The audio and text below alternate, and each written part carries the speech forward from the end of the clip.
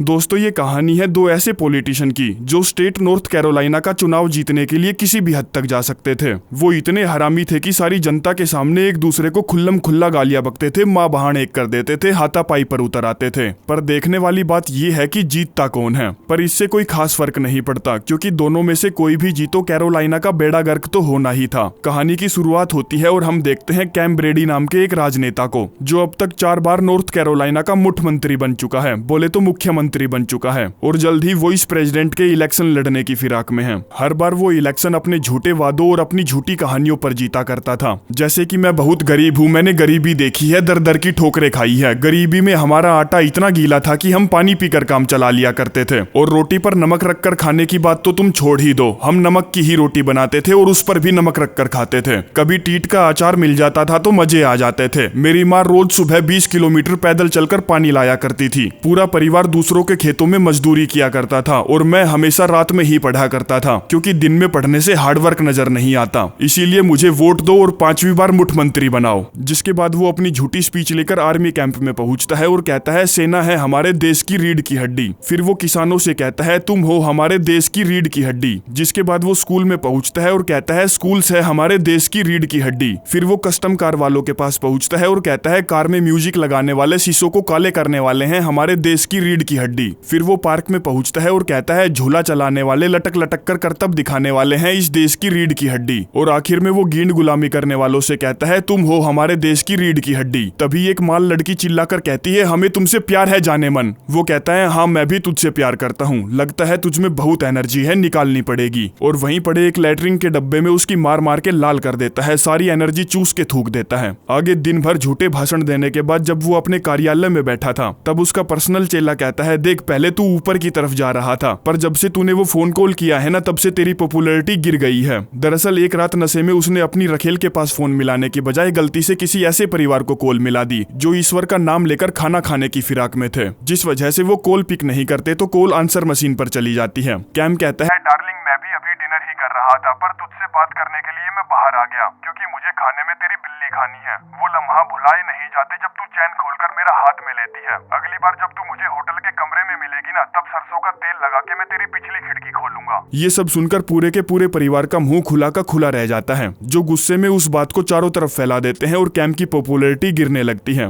चेला कहता है हमारे पास एक ही रास्ता है, तू इस बात को कबूल कर ले कि हाँ तुझसे गलती हुई है। जिसके लिए वो अगले दिन सभा बुलाता है और कहता है हम अगली बार ये गलती होने नहीं दे सकते, हमें ये रोकना ही होगा। एक बंदा भीड़ में से कहता है पर सर कॉल तो आपने ही की थी ना। वो कहता है देखो मैंने अपने पूरे जीवन में 1 या 2 लाख बार कॉल मिलाई है, जिनमें से बस 1 या 2% कॉल ही ऐसी फालतू होंगी जिनमें मैंने गाली गलौज किया है। तो देखा जाए तो ये ज्यादा बड़ा नंबर नहीं है, इसीलिए ऐसी गलती को अनदेखा किया जा सकता है। काश मैंने वो गलती भी नहीं की होती, पर वो बस 1 लाख में से सिर्फ 1000 ही है। पर सोचने वाली बात ये है कि उन गरीबों के पास आंसर मशीन क्यों थी, उन्हें नई टेक्नोलॉजी क्यों नहीं दी गई। तो अब से मेरा मुद्दा ये रहेगा कि सबका साथ टेक्नोलॉजी का विकास। वहीं एक बड़े लोगों की पार्टी में हम बिकाऊ ब्रोदर्स को देखते हैं जो चाइना में बने प्रोडक्ट को मेड इन अमेरिका लिखकर धड़ाके से बेच रहे थे, पर गवर्नमेंट की लगाई एंटी डंपिंग ड्यूटी की वजह से उनका धंधा मंदा चल रहा था, इसीलिए वो कानून बदलवाना चाहते थे। एक बिकाऊ ब्रोदर कहता है मैं और मेरे भाई लोगों को नौकरी देते हैं और उसी के बलबूते पर हम नेता बनाते हैं और उन्हें अपने रास्ते से हटाते भी हैं। पर वो कुछ भी कह ले, सत्ता में बैठा ये आदमी उसकी एक नहीं सुनता, जिससे उनका दिमाग ठनकता है कि क्यों ना वो गवर्नमेंट में अपनी कठपुतली बैठाएं, जो उनके इशारों पर नाचे उठे बैठे हगे फिरे वो सब करें जो ये कहें। आगे वो चाइना के एक मैन्युफैक्चरिंग प्लांट में पहुंचते हैं जहां बल्क में मैन्युफैक्चरिंग की जा रही थी। प्लांट मैनेजर बताता है 1 घंटे की 50 पैसे तनख्वाह, बिना किसी सुरक्षा और पर्यावरण की परवाह किए हमारा धंधा प्रॉफिट में चल रहा है। बड़ा भाई कहता है ये नॉर्थ कैरोलिना का जिला सेक्टर 14 है, हम वहाँ एक बहुत बड़ी जमीन खरीद रहे हैं एक बैन कंपनी के नाम पर, जहाँ हम 3 ऐसे ही बड़े प्लांट लगाएंगे जहाँ तुम्हारे ही मजदूर काम करेंगे बिल्कुल कम तनख्वाह में, जिससे इंपोर्ट करने का खर्चा भी बच जाएगा। प्लांट मैनेजर पूछता है क्या ऐसा करना तुम्हारी सरकार मान जाएगी। बड़ा भाई कहता है नहीं मानेगी तो मना लेंगे, क्योंकि हमारे पास एक कठपुतली है जिसे हम जल्द ही इलेक्शन में उतारने वाले हैं। जिसके लिए वो चुनते हैं बोना बाबूजी को, जो निरा चूतिया किस्म का इंसान है। देखकर ही लगता है कि इसने कभी अपने दिमाग पर ज्यादा जोर नहीं दिया, इसीलिए ये ऐसा है। अचानक आज काफी टाइम बाद उसका बाप उसके पास कॉल करता है और मिलने के लिए बुलाता है, जो अपने पर्सनल तालाब से मछलियां पकड़ रहे थे और उनकी बातों से साफ झलक रहा था कि वो अपने इस निकम्मे बेटे को झाट भर भी पसंद नहीं करते। कहते हैं मेरे पास बिकाऊ ब्रोदर्स ब्रदर्स की कॉल आई थी। उन्हें लगता है कि कैम ब्रेडी इस बार नहीं जीतेगा, इसीलिए वो तुम्हें इलेक्शन में खड़ा करना चाहते हैं, मुख्यमंत्री के रूप में देखना चाहते हैं। दरअसल बोना बाबूजी के पिता के पास बिकाऊ ब्रदर्स की कॉल इसलिए आई थी क्योंकि उन्होंने पहले प्रेसिडेंट के होने वाले इलेक्शन में काफी सारे कैंपेन रन किए थे, उन्हें अच्छे से मैनेज किया था। साथ ही साथ बिकाऊ ब्रदर्स उन्हें बहुत सारे पैसे भी दे रहे थे। खैर बोना बाबूजी कहता है ये तो बहुत खुशी की बात है पापा जी, मैं आपको निराश नहीं करूंगा, आपको मुझ पर फक्र होगा। पिता कहते हैं मुझे नहीं लगता ऐसा कुछ होने की संभावना है क्योंकि तू सर्कस के किसी जोकर से कम नहीं लगता। बोना बाबूजी कहता है अगर आप मुझसे इसलिए नाराज हो कि मैं मम्मी के अंतिम संस्कार में चप्पल पहनकर गया था तो उसके लिए मैं पहले ही आपसे 1000 बार माफी मांग चुका हूँ। माँ बहुत कैजुअल थी इसीलिए उन्हें पक्का मेरे कैजुअल कपड़ों से ऐतराज नहीं हुआ होगा, पर पिताजी मुझे समझ में नहीं आ रहा कि मैं क्या क्या कर सकता हूँ। मैं अपने स्टेट के लोगों को सही तरीके से जीना सिखाऊंगा, उन्हें सही रास्ता दिखाऊंगा, जबकि ये साला खुद भटका हुआ था। पूछता है क्या पिताजी आपको वो कैलेंडर मिला जिसमें जिराफ ने इंसानों के जैसे कपड़े पहन रखे थे? कल मैं अपने वाला देख रहा था, उसमें उसने नीचे हाई हील्स पहन रखे थे। मेरे तो समझ में ही नहीं आया कि कौन ऐसा सोच सकता है। पक्का वो बहुत टैलेंटेड बंदा होगा जिसने जिराफ को हाई हील्स पहना दी, क्योंकि एक तो वो लंबा होता है, ऊपर से हाई हील्स, सोच के देखो कैसा लगता होगा। ये सुनकर पिताजी कहते हैं तू साला एक नंबर का ढक्कन ही रहेगा, मुझे नहीं लगता तू जीवन भर कुछ भी कर पाएगा, भाग भीड़चो यहाँ से। इधर हम कैम ब्रेडी को उसके चेले के साथ देखते हैं जो डॉक्यूमेंट पर साइन करके मुख्यमंत्री बन जाएगा, क्योंकि उसके ओपोजिट में कोई नहीं खड़ा था, कोई उसे टक्कर देने वाला नहीं था। अब इससे पहले कि वो साइन करके अपनी 5वीं बार शपथ ग्रहण करता, तभी वहाँ बोना बाबूजी अपने डॉक्यूमेंट लेकर आ धमकता है। कहता है मैं अपना नाम इलेक्शन के लिए देने आया हूँ, ये रहा मेरा 10वीं का 12वीं का गादड़ पट्टा, पैन कार्ड, आधार कार्ड, फैमिली कार्ड और राशन कार्ड सब है इसमें। स्पीकर उसके डॉक्यूमेंट वगैरह देखता है और कहता है ये सब बिल्कुल सही है और उसे नॉर्थ कैरोलिना के उम्मीदवार के रूप में मंजूरी दे देते हैं, जिससे कैम ब्रेडी को झटका लगता है क्योंकि उसके आने से पहले वो साइन करके शपथ ग्रहण करके मुख्यमंत्री बनने ही वाला था, लेकिन अब चुनाव करवाए जाएंगे। आगे ये खबर चारों तरफ फैल जाती है कि बोना बाबूजी कैम ब्रेडी के ओपोनेंट में खड़ा होगा। इधर जब वो डिनर कर रहा था तब उसकी दोगली वाइफ कहती है मुझे ये बिल्कुल भी ठीक नहीं लग रहा। अचानक से कोई बोना बाबूजी आकर तेरे खिलाफ खड़ा हो गया। कहता है अरे डार्लिंग मैं बहुत पुराना घाघ हूँ, साले को कच्चा चबा जाऊंगा। दोगली वाइफ कहती है साले तू पिछले चुनाव में वॉइस प्रेसिडेंट बन सकता था, इसीलिए मैं तुझे वो बनते हुए देखना चाहती हूँ। मैं वॉइस प्रेसिडेंट की बीवी बनना चाहती हूँ, और उसे दबा दबा कर गालियां खिलाती है। इधर बोना बाबूजी अपनी वाइफ आम की गुठली को बताता है कि मैं मुख्यमंत्री के इलेक्शन में खड़ा हो रहा हूँ। वो कहती है ये तो बहुत अच्छी खबर है जाने मन, पक्का एक दिन तेरे पापा को तुझ पर नाज होगा। बोना बाबूजी अपने बच्चों से कहता है देखो अब से हम पर टीवी वालों की नजर रहेगी, इसीलिए अगर कोई भी राज की बात है तो तुम हमें बता सकते हो। मैं वादा करके कहता हूँ कि गुस्सा नहीं करूंगा। ये वाला बच्चा दिल पर पत्थर रखकर डरते हुए कहता है मैंने स्कूल में ऊपर वाले को गाली दी। दूसरे वाला जो बिल्कुल अपने बाप के जैसा था कहता है मैंने एक बार अपनी लुल्ली बकरी से चटवाई थी। पहले वाला कहता है मैंने एक दिन एक बूढ़े के साथ बैठकर पटियाला पैग लिए थे, बदले में उसने अपनी बूढ़ी बीवी की संतरे दबाने दी। दूसरा वाला कहता है मैं मॉल में जाके सीढ़ियों के नीचे से लड़कियों की फोटो खींचता हूँ। पहले वाला बताता है एक बार मैंने अपने पिछवाड़े में जुगनू घुसा लिया था क्योंकि हवा के साथ रोशनी भी निकलनी चाहिए। ये सब सुनकर दोनों माँ बाप अपना माथा पकड़ लेते हैं कि हे भगवान क्या होगा इन बच्चों का। आगे कैम ब्रेडी एक लंच मीटिंग अरेंज करता है जहाँ वो बोना बाबूजी की खींच के मारता है, उसकी पूरी कुंडली खोल के रख देता है। कहता है ये गधे का बच्चा 1972 में पैदा हुआ था। बचपन में ये दिमाग तेज करने वाले शिविर में जाता था पर दिमाग तेज हुआ नहीं। फिर जब वो बड़ा हुआ तो एक बहुत ही घटिया सा बैंड ज्वाइन कर लिया जिसका नाम था 4 नमूने। 25 साल की उम्र में वो अपनी आम की गुठली से मिला जिसको उसने 6 बार प्रपोज किया, तब उसने शादी के लिए हाँ की थी। इन दोनों के 2 बच्चे हैं और 2 वोडाफोन जिन्हें वो चाइनीज ब्रीड बता देता है। साथ ही उसकी ओर उड़ाने के लिए ये भी बता देता है कि वो आजकल ऐसी जिम में जाता है जहाँ मोटी लड़कियां अपना भोसड़ा कम करने आती है। जो सुनकर वहाँ बैठे सभी लोग जोर जोर से हंसने लगते हैं, जिनकी हंसी से बोना बाबूजी को शर्म आ रही थी, जिसके चलते वो रोता रोता वहाँ से निकलता है और अपनी कार में जाकर बैठता है। तभी पीछे से टिम बाटली नाम का एक आदमी उसे डरा देता है, बताता है मुझे बिकाऊ ब्रदर्स ने भेजा है तुझे जानवर से इंसान बनाने के लिए। जिसे लेकर बोना बाबूजी जब घर पहुँचता है तो देखता है पूरे घर में उथल पुथल लगी हुई है। उसका कार्यालय तैयार किया जा रहा है और घर में जो भी बकवास चीजें थी उन्हें हटाया जा रहा है। साथ ही जो 2 वोडाफोन उसने पाल रखे थे उसकी जगह उसे ये 2 कुत्ते ला कर दिए जाते हैं जो लोगों में बहुत पॉपुलर थे। आगे टिम बाटली उसे ढंग का इंसान बनाने के लिए पार्लर ले जाता है, उसके अच्छे से बाल वाल कटवाता है और मर्द बनाने के लिए एक्शन फिल्मों के डायलॉग चिल्ला चिल्ला कर बोलने के लिए कहता है। फिर बाटली उसे जिम में लेकर जाता है जहाँ वो नमूना जब ट्रेडमिल पर दौड़ता है तो हम अच्छे से जान पाते हैं कि इसका कुछ नहीं हो सकता। साथ ही वो उसे मर्दों की तरह छाती बाहर निकालकर सीधा देखकर चलना सिखाता है। फिर पूरी वाहियात फैमिली की अमेरिकन स्टाइल में फोटो खींची जाती है। आगे उसे एक मीटिंग में ले जाया जाता है जहाँ बाटली उसे थप्पड़ मारकर कहता है कि भीषड़ी के गलती कर दी ना तो देख लेना मेरा लुल्ला होगा और और तेरी गींड। फिर दोनों उम्मीदवार एक दूसरे से हाथ मिलाते हैं। बोना बाबूजी उसकी टांग खींचते हुए बोलता है, अच्छा नहीं लग रहा पर तेरे दिन खत्म हो गए। साले तू टट्टी था और टट्टी ही रहेगा, इसीलिए अगली बार तू डायपर में ही आना। अच्छा वो सब छोड़, तू ये बता अपना मुंह टिश्यू पेपर से पूछता है या तौलिए से, क्योंकि तेरा मुंह साले बिल्कुल पिछवाड़े जैसा है। अब कैम ब्रेडी जिसने बहुत पुराने चने चबा रखे थे कहता है, भड़वी के तुझे तो बेइज्जती करनी भी नहीं आती। देख मैं सिखाता हूँ तुझे बेइज्जती करना किसे कहते हैं। जानता है तेरी माँ और पागल में कोई फर्क नहीं है, क्योंकि तेरी माँ भी सोने के बाद मेरे पीछे पड़ जाती है। ठंडी में आग जला के उसके ऊपर बेड लगा के मैं तेरी माँ की खचा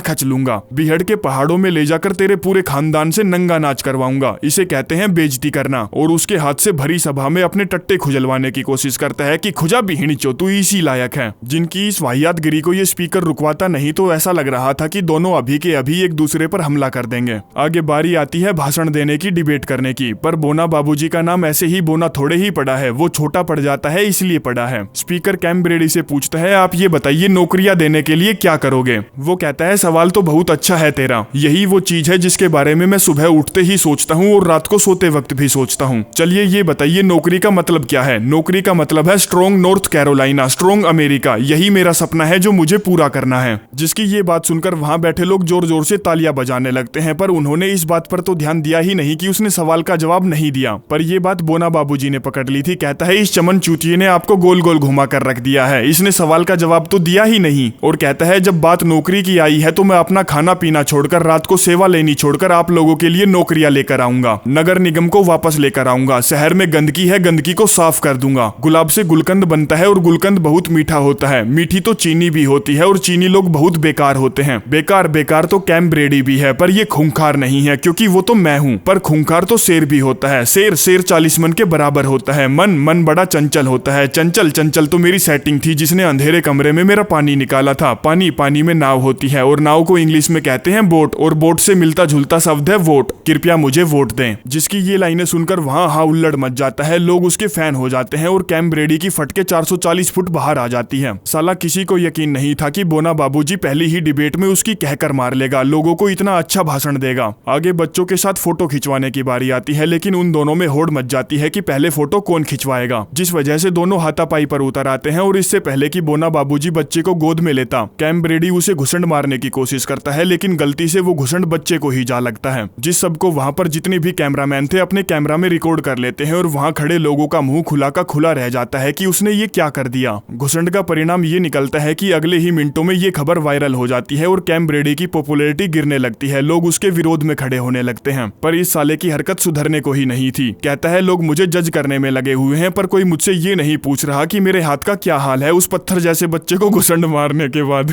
आगे अपने कैंपेन के लिए फंड रेज करने के लिए वो एक बिजनेसमैन से मीटिंग करने जाता है, जो उससे कहता है, देख मैं तुझे पैसे देना तो नहीं चाहता, पर $5 लाख मैं डोनेट कर सकता हूँ, लेकिन एक शर्त है, जब भी मैं फोन करूंगा तुझे बावलों की तरह फोन उठाना पड़ेगा। वो कहता है, ठीक है, रकम को बढ़ाकर $1 मिलियन कर दे, बदले में मैं तुझे अपनी बीवी की भी दे दूंगा। जिस पर वो हंसकर कहती है, अगर तू $1.5 मिलियन कर देगा तो मेरी बहन भी आ जाएगी, हम दोनों के साथ फिर तू 3 तिगाड़ा काम बिगाड़ा करना। आगे जल्द ही दोनों उम्मीदवारों को फिर से डिबेट के लिए बुलाया जाता है, जहां कैम से एक आदमी पूछता है, तूने हर बार पैसों की जांच का विरोध क्यों किया? हमें अच्छे से पता है बिजनेसमैन लोगों का पैसा ही राजनीति को चला रहा है, क्या वो पैसा आपको भी चला रहा है? वो कहता है, क्यों ना हम ये छोटे मोटे चिंदी सवालों को छोड़कर मुद्दे की बात पर आए। क्या आपको नहीं लगता ऐसी मूछें सद्दाम हुसैन भी रखता था, कहीं ये उसका बेटा तो नहीं है? जिस सवाल को वो खारिज करते हुए कहता है, ऐसी मूछें तो जीसस क्राइस्ट भी रखते थे, जिनकी हम सब पूजा करते हैं। और पूजा से याद आया, क्या ये सच है आप पिछले 9 महीनों से चर्च नहीं गए? जिस सवाल को वो बहुत अच्छे से कवर अप करने की कोशिश करता है। कहता है, मेरा भगवान के साथ रिश्ता उनके घर में जाने से नहीं आका जा सकता।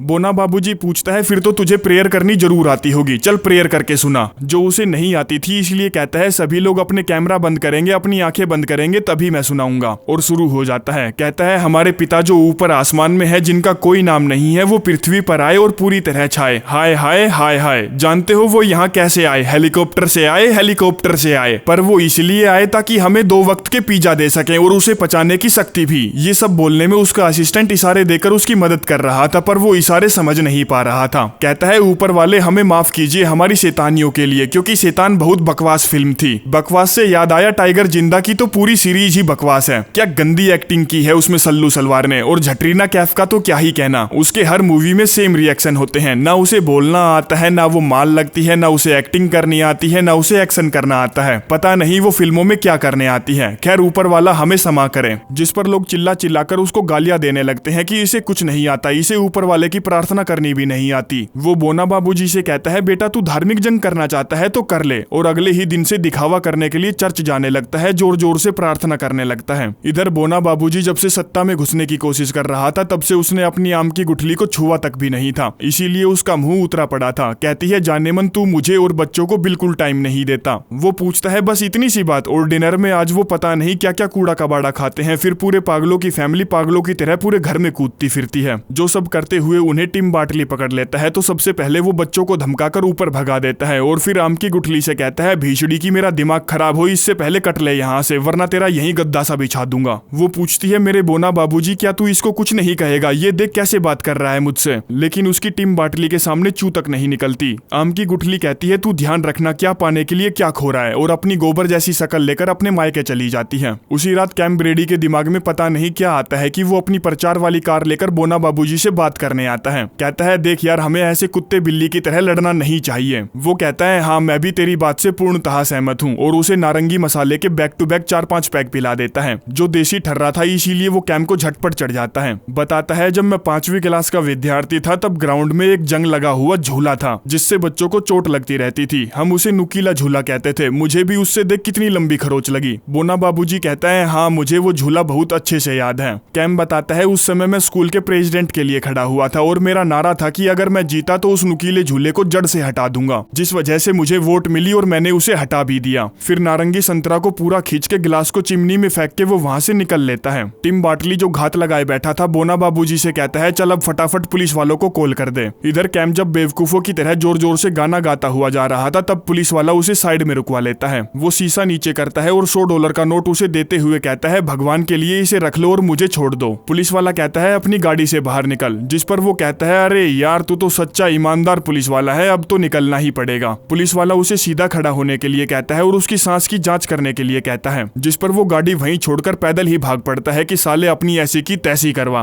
पुलिस वाला पूरा जोर लगाकर उसे पकड़ने की कोशिश करता है पर वो उसके हाथ आने की बजाय उल्टा चक्कर लगा के पुलिस की गाड़ी में बैठ के वहां से भाग निकलता है कि साले इतनी जल्दी उल्लू बन गया। अरे बाप रे ये तो बहुत तेज भागती है, जो तभी अनबैलेंस होकर घिसड़ती हुई वहां खड़ी एक गाय से जा टकराती है। आगे कैम ब्रेडी की फोटो खींच ली जाती है। फिर जल्द ही चेला उसकी बेल भी करवा देता है। कैम जो गोबर नहीं खाता था समझ जाता है कि ये सारी चाल बोना बाबूजी की है। मैं साला थोड़ा सा कमजोर क्या पड़ा, उसने मुझे कोबरा की तरह डस लिया। आगे फिर से एक डिबेट शो होता है जिसमें कैम बोना बाबूजी से बदला लेने की कोशिश करता है, लेकिन बात नहीं बनती, जिस वजह से दोनों फिर से हाथापाई पर उतर आते हैं। कैम उसे जोर का घुसंड पिलाने की कोशिश करता है, लेकिन तभी बोना बाबूजी सामने से हट जाता है और कैम का जोरदार घुसंड वहां बैठे एक कुत्ते को जा लगता है, जिससे उसकी हड्डी बाहर आ गिरती है और इससे उसके नाम का और भी ज्यादा सत्यानाश हो जाता है, क्योंकि जिस कुत्ते को उसने घुसंड मारा था उसका ऑस्कर जीतने वाली मूवी में 15 मिनट का सीन था, जिसके चलते उसकी बीवी अपने बच्चों को लेकर वहां से चली जाती है कि साले हमें तेरे साथ नहीं रहना, हमें लूजर के साथ नहीं रहना, मुझे जीतने वाले पसंद है और तेरे इस बार जीतने के आसार नजर नहीं आते। चेला उसे अंदर लेकर आता है और टीवी पर उसके बेटे के साथ बोना बाबूजी को दिखाता है, जिसमें बोना बाबूजी ने ये साबित कर दिया था कि कैम ब्रेडी एक अच्छा पिता नहीं है। साथ ही वो उसके बेटे से अपने आप को पापा कहलवाता है। कैम को ये देखकर बहुत जोर का गुस्सा आता है तो कहता है उसने मेरे बेटे से अपने आप को पापा बुलवाया, अब मैं बदले में बोना बाबूजी की वाइफ की लूंगा और उसकी वीडियो बनाकर नेट पर डालूंगा। आम की गुठली तो अब गई काम से, और अपने हथियार पर सरसों का कच्ची धानी लगाकर फोन यूज करने का बहाना लेकर आम की गुठली के घर पर पहुंचता है, जहां वो फोन तो किसी को नहीं करता, बस 2-2 पैग मारते हैं और फिर वो अपने फोन को रिकॉर्डिंग पर लगाकर सोफे पर आम की गुठली को बिछाकर उसे डबल बेड का गद्दा बना देता है। जिस वीडियो को कैम पहले तो अपने कार्यालय में दिखाता है, जिसे देखकर सभी शर्म से पानी पानी हो जाते हैं और उसे ऐसा करने से मना करते हैं, लेकिन कैम किसी की एक नहीं सुनता और उस वीडियो को पब्लिक कर देता है, जिसे हर न्यूज चैनल वाले खुल्लम खुल्ला दिखा रहे थे। बोना बाबूजी को नामर्द बोल रहे थे, जिस नामर्दगी को दूर करने का सिर्फ एक ही रास्ता था, जिसमें कैम जब काला हिरण का शिकार करने जाता है तब बोना बाबूजी भी वहां अपनी जंग लगी हुई राइफल लेकर पहुंचता है और झटपट एक ही सेकंड में उसके पैर में गोली मारकर वापस आ जाता है। जो बात टीवी पर चलाई जाती है और उसकी तारीफें की जाती है कि साले ने क्या जबरदस्त बदला लिया, जिससे उसकी पॉपुलैरिटी कैम से बढ़कर 12 अंक आगे निकल जाती है। अब आप सोच रहे होंगे कि पुलिस केस क्यों नहीं हुआ, तो पुलिस केस इसलिए नहीं हुआ क्योंकि वहां पर जितने भी लोग थे सभी ने गवाही देने से मना कर दिया था, क्योंकि बीवी तो सबकी होती है, धोखा तो किसी की भी दे सकती है, पर ऐसे बदला कोई नहीं लेता।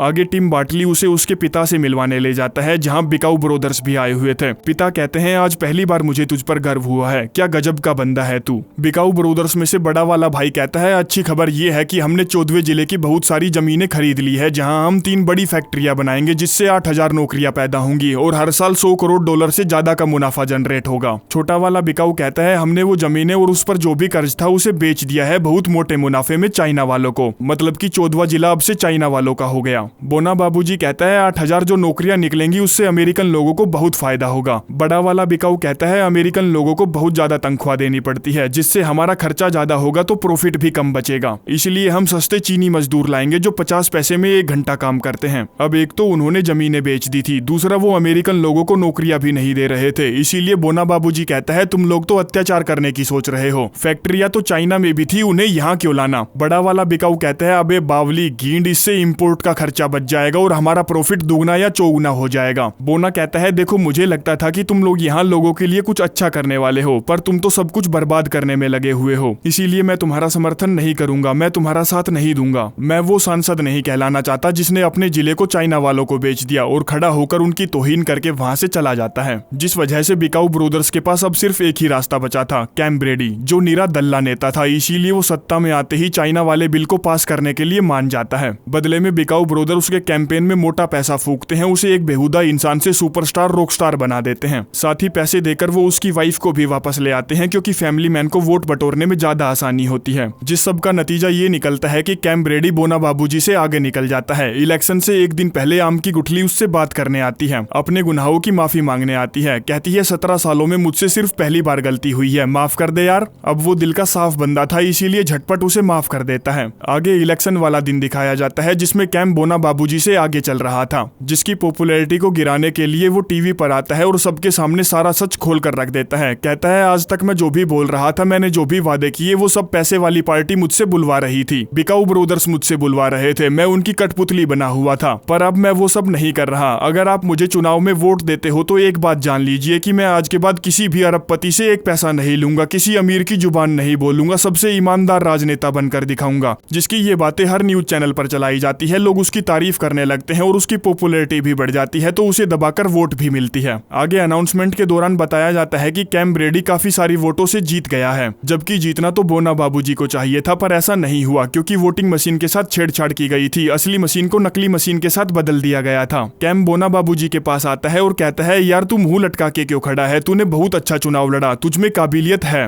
वो पूछता है तू अभी भी नहीं समझा ना, ये सब मैंने अपने करियर के लिए नहीं किया, मैंने जनता की भलाई के लिए किया, जैसे तूने अपनी 5वीं कक्षा में किया था उस नुकीले झूले को गिराकर। देख मुझे भी उससे खरोच लगी थी, सिर्फ खरोच ही नहीं मेरे साथ तो भाई चीरफाड़ हुई थी, मैं उस खतरनाक झूले को कभी नहीं भूल सकता। जिस चीरफाड़ को देखकर कैम का मुंह खुला का खुला रह जाता है कि इसका कुछ नहीं हो सकता, इससे ज्यादा खतरनाक झूले से लगी चोट मैंने कभी नहीं देखी। बोना कहता है तू उस समय जनता की आवाज था, लोगों की भलाई के बारे में सोचता था, इसीलिए मैंने भी तुझे वोट दी थी, पर अब देख तू क्या बन गया है। तभी टिम बाटली वहां आता है और उसे स्पीच देने के लिए, शपथ ग्रहण करने के लिए ऊपर स्टेज पर ले जाता है। कहता है मैं जीत गया, बोना बाबूजी ने टीवी पर बहुत पागलपन किया पर वो सच बोला, अब मेरी बारी है। जिसमें पहले वो अपने बेटे को देखता है जिसने किसी और को अपना बाप कहा था क्योंकि उसे प्यार पूरा नहीं मिल रहा था, फिर वो उस बच्चे को देखता है जिसको उसने घुसंड पिलाया था, फिर वो उस कुत्ते को भी देखता है जो उसके घुसंड के चलते अपाहिज हुआ फिर रहा था, फिर वो आम की गुठली को देखता है जिसके साथ उसने अच्छा बर्ताव नहीं किया था। कहता है मैं एक बहुत बुरा सांसद हूँ, मैं लड़कियों के साथ मजे लेता हूँ, व्हाट्सएप पर चैट करता हूँ, गंदी गंदी बातें करता हूँ, लोगों के साथ बुरा बर्ताव करता हूँ, सच कहा जाए तो मैं सांसद होने के मजे लूटता हूँ, जिस वजह से मुझे हमेशा मेरी कुर्सी खोने का डर लगा रहता है, जिसके चलते मैंने बिकाऊ ब्रोदर्स से पैसे लिए और खुद को ये समझाया कि 14वें जिले को चाइना वालों के हाथों बेचना बिल्कुल ठीक रहेगा। ये सुनकर बिकाऊ ब्रोदर की फटके हाथ में आ जाती है तो वो फटाफट अपना पिछवाड़ा भींच के वहां से खिसक लेते हैं कि कुटाई हो उससे पहले भाग लें। कैम पूछता है क्या आप जानते हो किसने उन्हें मना कर दिया, कौन उनके खिलाफ खड़ा हो गया? बोना बाबूजी, वो एक सच्चा नेता है, इसीलिए मैं अपने पद से इस्तीफा देता हूँ और उसे नया मुख्यमंत्री घोषित करता हूँ। वो स्टेज पर आता है और पूछता है मजाक तो नहीं कर रहा ना, कहीं मेरी ले तो नहीं रहा ना तू? कैम कहता है माइक पकड़ ले इससे पहले कि मेरा मन बदल जाए। कहता है मैं कैम की हिम्मत की दाद देता हूँ कि उसने आप लोगों की भलाई के लिए इतना बड़ा कदम उठाया और 14वें जिले से कह देना चाहता हूँ कि मैं आपको चाइना वालों के हाथों नहीं बेचूंगा और ना ही किसी और देश के हाथों बेचूंगा। जिसकी ये बातें सुनकर लोग उसका नाम चिल्लाने लगते हैं, वाहवाही करने लगते हैं। आगे 6 महीने बीत जाते हैं और बिकाऊ ब्रोदर्स पर अब मुकदमा चला दिया जाता है देश के साथ धोखाधड़ी करने का, जिसकी गवाही बोना बाबूजी और कैम ब्रेडी दोनों साथ मिलकर देते हैं और ये कहानी यहीं पर समाप्त हो जाती है। उम्मीद करता हूँ आपका कीमती टाइम खराब नहीं हुआ होगा। धन्यवाद।